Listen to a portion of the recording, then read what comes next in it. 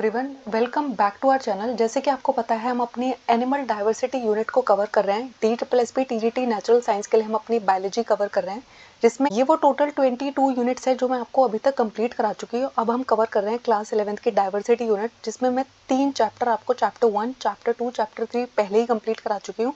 और अब हम कवर कर रहे हैं हमारी एनिमल किंगडम, जिसका पार्ट 1 में ऑलरेडी करा चुकी हूँ, जिसमें मैंने आपको पॉरीफेरा से लेके एस्के हेलमिंथीज तक के सारे फाइलम करा दिए थे। आज हम उससे आगे के फाइलम को कवर करेंगे। एस्के हेलमिंथीज के बाद आता है हमारा नेक्स्ट फाइलम, जो है हमारा फाइलम एनेलिडा। तो जो हमारे एनेलिडा फैमिली के मेंबर्स होते हैं, इनको ये पानी के अंदर भी आपको मिल सकते हैं, यानी कि फ्रेश वाटर के अंदर भी आपको देखने को मिल सकते हैं, मेरीन वाटर के अंदर भी आपको देखने को मिल सकते हैं, ज़मीन पे भी मिल सकते हैं, फ्री लिविंग भी मिल सकते हैं और पैरासिटिक फॉर्म में भी मिल सकते हैं, यानी कि अपने आप भी रह सकते हैं, फ्री लिविंग स्टेट में भी रह सकते हैं और होस्ट की बॉडी में भी रह सकते हैं, इसलिए ये पैरासिटिक नेचर भी शो कर सकते हैं। उसके अलावा इनके अंदर आपको किस लेवल का ऑर्गेनाइजेशन देखने को मिलता है, यहाँ पर आपको ऑर्गन सिस्टम देखने को मिलता है।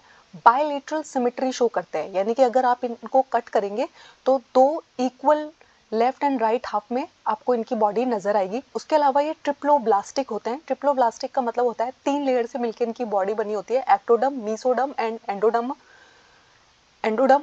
उसके अलावा आपको पता है हमारे जो एनेलिडा है वो बहुत ज़्यादा स्पेशल है, क्योंकि अगर आप इनकी बॉडी को देखोगे ना, तो इनकी बॉडी है ना इंटरनली और एक्सटर्नली सेगमेंट्स में डिवाइडेड है, और इन सेगमेंट्स को हम क्या बोलते हैं, मेटामर्स बोलते हैं। और इसको जो अपना नाम मिला है ना एनेलिडा, वो कहाँ से मिला है, लैटिन भाषा के एनुलस वर्ड से मिला है, जिसका मतलब होता है लिटिल रिंग्स।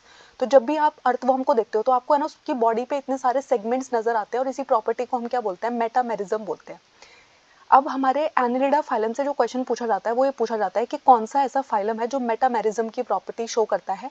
मेटामेरिज्म का मतलब होता है जो इनकी बॉडी सरफेस होता है वो डिफरेंट सेगमेंट्स में डिवाइडेड होता है, और कुछ ऐसे ऑर्गन होते हैं जो सीरियल रिपीटेशन शो करते हैं, यानी कि लगातार 3-4 ऐसे कोई भी ऑर्गन होगा उसके ही सेगमेंट्स आते रहेंगे, उसी के सेगमेंट्स आते रहेंगे। ठीक है, तो आपको मालूम है कि मेटामेरिज्म की प्रॉपर्टी कौन शो करता है, हमारा फाइलम एनेलिडा शो करता है।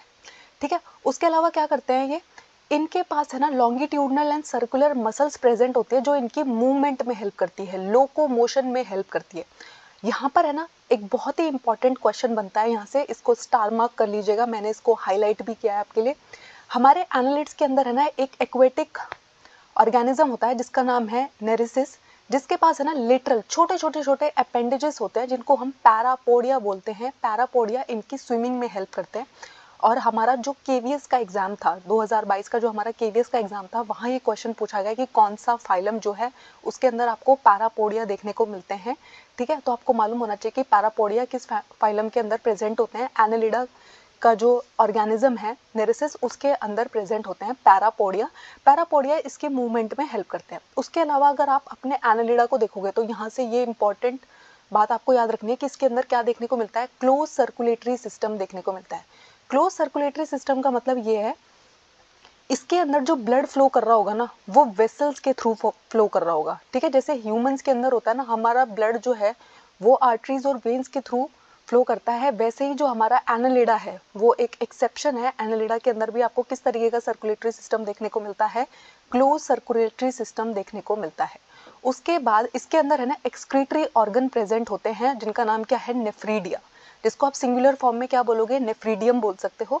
तो इसके अंदर एक्सक्रीटरी ऑर्गन प्रेजेंट होता है नेफ्रीडे, जो इसकी हेल्प करता है एक्सक्रीशन में और ऑस्मो रेगुलेशन में। एग्जाम से क्वेश्चन बनता है, एग्जाम में क्वेश्चन ये बनता है कि एक्सक्रीटरी ऑर्गन क्या होता है एनेलिडा के अंदर, तो आपको नाम याद रखना है कि नेफ्रीडिया होते हैं। ठीक है, उसके बाद जो इनका न्यूरल सिस्टम है उसके अंदर आपको क्या देखने को मिलेंगे, पेयर्ड गैंग्लिया देखने को मिलेंगे। इनके अंदर न्यूरल सिस्टम भी देखने को मिलता है।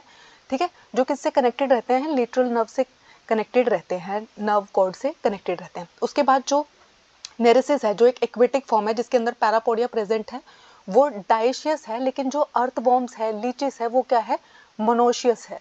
ठीक है, तो मोनोशियस का मतलब क्या होता है और डायशियस का मतलब क्या होता है, तो मोनोशियस का मतलब होता है जब एक ही बॉडी के अंदर आपको मेल एंड फीमेल दोनों के दोनों एक ही के अंदर देखने को मिलते हैं। तो अर्थवॉर्म और लीच जो है उनके अंदर, तो अर्थवॉर्म के अंदर ही मेल एंड फीमेल दोनों के दोनों ऑर्गन प्रेजेंट रहते हैं।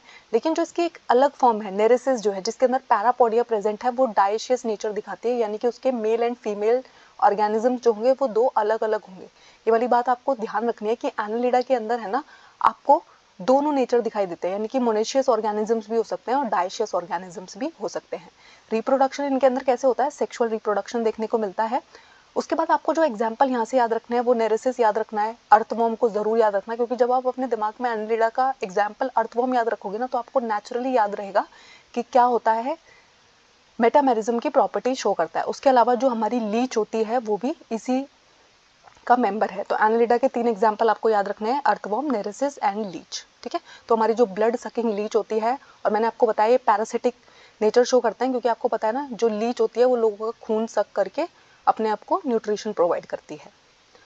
ये देखो, तो देखो यहाँ पर आपको नेरेसिस दिखाई दे रहा है, इसके अंदर क्या प्रेजेंट है, पैरापोडिया प्रेजेंट है जो इसकी मूवमेंट में हेल्प करते हैं, स्विमिंग में हेल्प करते हैं। ठीक है, उसके बाद आपको अर्थवॉर्म दिखाई दे रहा है जिसके अंदर आपको बहुत सारे सेगमेंट्स नजर आ रहे हैं। उसके बाद आपको लीच दिखाई दे रही है जिसके अंदर आपको बहुत सारे सेगमेंट्स नजर आ रहे हैं। तो ये कैसे ऑर्गेनिज्म है, एनालिडा क्या शो करते हैं, मेटामेरिज्म की प्रॉपर्टी शो करते हैं, पैरापोडिया यहाँ पर प्रेजेंट होता है। ठीक है, उसके बाद आता है हमारा नेक्स्ट फाइलम ऑर्थ्रोपोडा।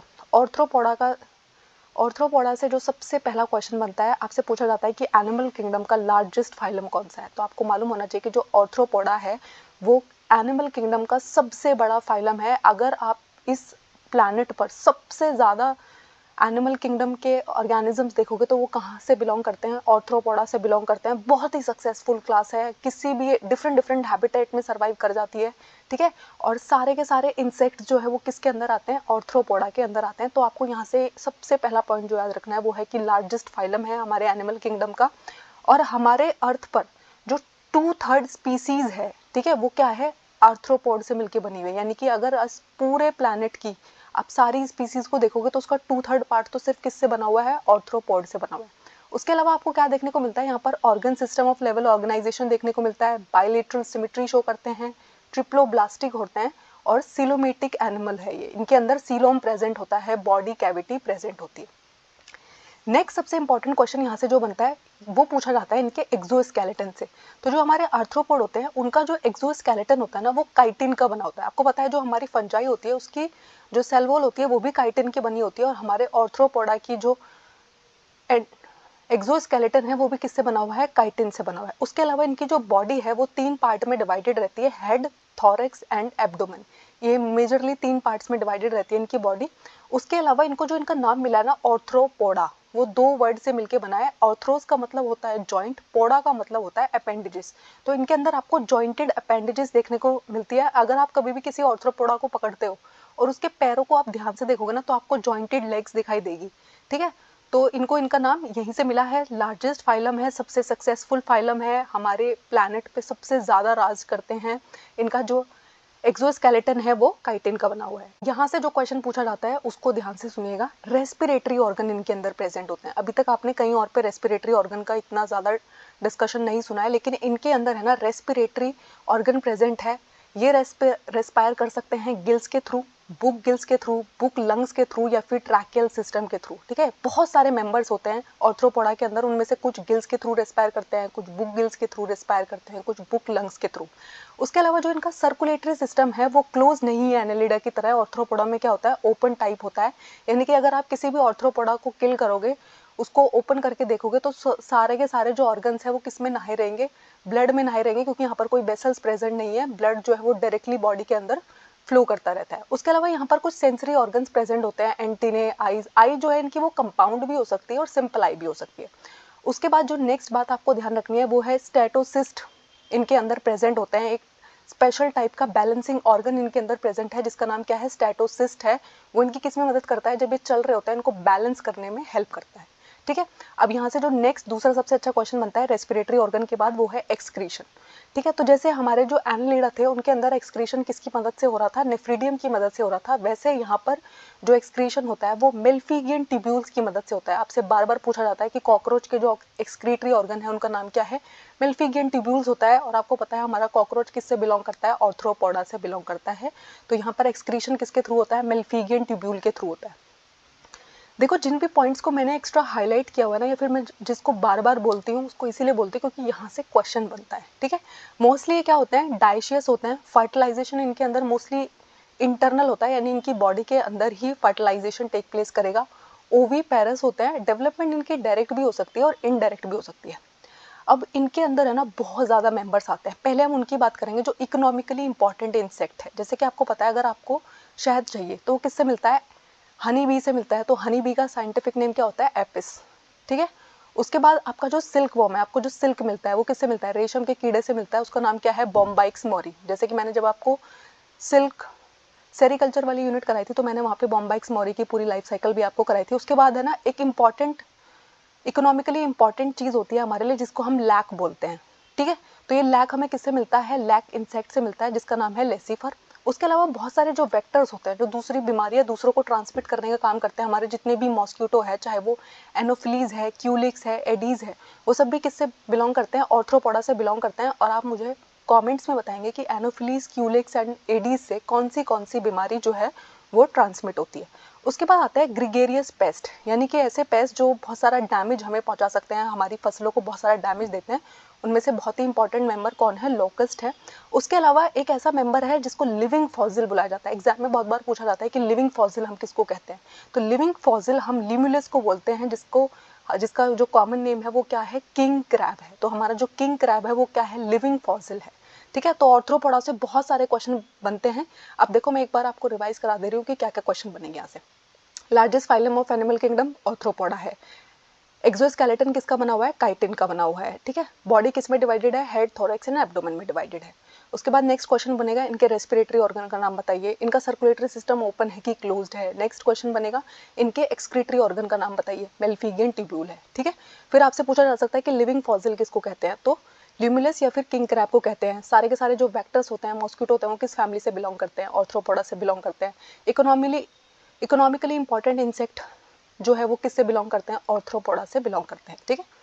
स्टैटोसिस्ट और बैलेंसिंग ऑर्गन किसके अंदर प्रेजेंट है, ऑर्थ्रोपोडा के अंदर प्रेजेंट है, ठीक है। ये है हमारे ऑर्थ्रोपोडा के मेंबर। बटरफ्लाई भी इसी के अंदर आती है, प्रॉन भी इसके अंदर आता है, हमारा जो बिच्छू है, स्कॉर्पियन है, वो भी इसके अंदर आता है। लोकस्ट जो टिड्डा होता है ना, हमारी पूरी की पूरी फसलों को खराब कर देता है, हमारे गेहूं को बर्बाद कर देता है, गेहूं की फसल में अगर लग जाता है, ठीक है। कोई भी फसल हो उसको बहुत ज़्यादा नुकसान पहुंचाता है लोकस्ट, ठीक है। ग्रिगेरियस पेस्ट के अंदर आता है इसीलिए। तो ये सब क्या है, ऑर्थ्रोपोडा फैमिली के मेंबर है। नेक्स्ट आता है हमारा, नेक्स्ट फाइलम है मोलस्का। अब इसके बारे में जो सबसे इंपॉर्टेंट बात है वो है, फिर आपसे पूछा जाता है कि सेकंड लार्जेस्ट कौन है, एनिमल फाइलम का सेकंड लार्जेस्ट फाइलम कौन सा है। तो सबसे बड़ा तो था हमारा ऑर्थ्रोपोडा। ऑर्थ्रोपोडा के बाद जो सबसे ज़्यादा मेंबर्स जिसके प्रेजेंट है वो है मोलस्का। अब जो मोलस्का होते हैं वो ज़मीन में भी रह सकते हैं, टेरेस्ट्रियल यानी कि लैंड पे भी रह सकते हैं, एक्वेटिक यानी कि फ्रेश वाटर और मरीन वाटर के अंदर भी रह सकते हैं। उसके अलावा इनके अंदर आपको क्या देखने को मिलता है, organ system, level of organisation देखने को मिलता है, बायलेटरल सिमेट्री शो करते हैं, ट्रिप्लोब्लास्टिक होते हैं और सिलोमेटिक एनिमल्स हैं। इनके अंदर बॉडी कैविटी प्रेजेंट है, 3 लेयर से मिलकर इनकी बॉडी बनी हुई है। अब इनकी जो बॉडी है वो किससे कवर होती है, कैल्शियम की शेल से बनी होती है, ठीक है। और इनकी बॉडी जो होती है अनसेगमेंटेड होती है, एनालिडा की तरह कोई सेगमेंट प्रेजेंट नहीं है यहाँ पर। इनके पास क्या प्रेजेंट होता है, एक हेड वाला रीजन प्रेजेंट होता है, फिर इनका एक मस्कुलर फुट प्रेजेंट होता है और विसरल हम भी प्रेजेंट होता है, ठीक है।